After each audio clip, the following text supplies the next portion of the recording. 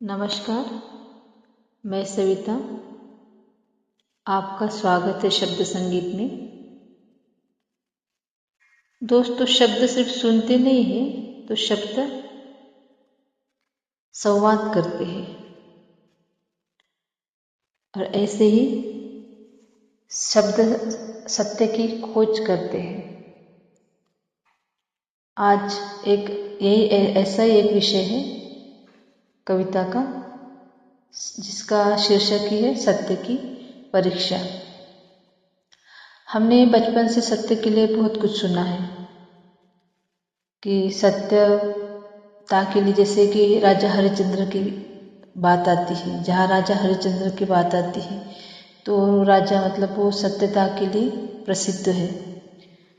तो बचपन से सत्यता के लिए तो सुना बहुत कुछ है, पर फिर भी मन में एक सवाल उठता है कि जहाँ सत्यता है तो सत्यता को सिद्ध करने के लिए इतनी कठिन परीक्षाएं क्यों होती हैं।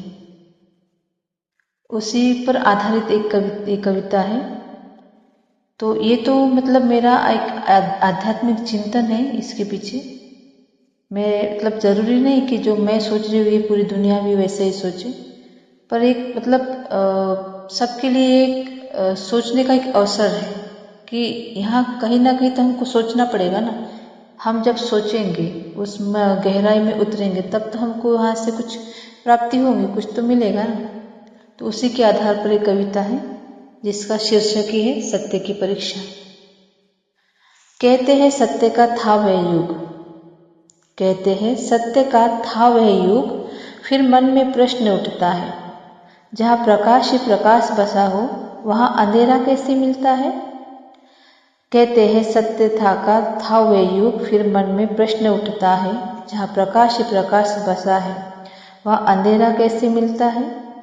यदि आत्मा पूर्ण वहाँ 7 गुणों से भरपूर खड़ी, यदि आत्मा पूर्ण वहाँ 7 गुणों से भरपूर खड़ी, फिर सत्य सिद्ध करने की खातिर क्यों इतनी विपदा आन पड़ी।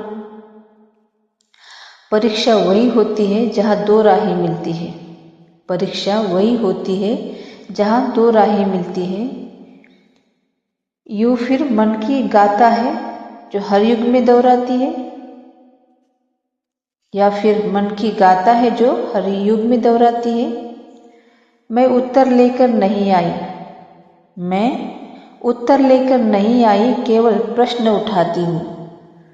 मैं उत्तर लेकर नहीं आई, केवल प्रश्न उठाती हूँ। जो सत्य लगे मेरे अंदर को, बस मैं उसका दीप जलाती हूँ।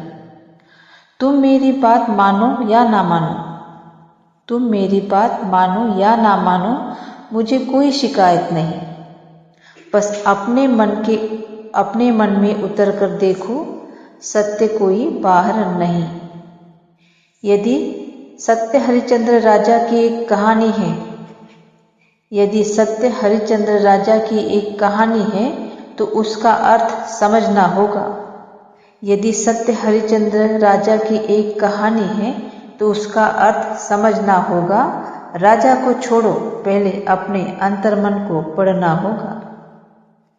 सत्य ना तेरा ना सत्य मेरा है, सत्य ना तेरा ना सत्य मेरा, सत्य किसी का बाधक नहीं है। सत्य ना तेरा है ना सत्य मेरा है, सत्य किसी का बाधक नहीं है। जो खुद को सच्चे मन से देखे, उससे बढ़कर कोई पाठक नहीं है, उससे बढ़कर कोई पाठक नहीं है। धन्यवाद।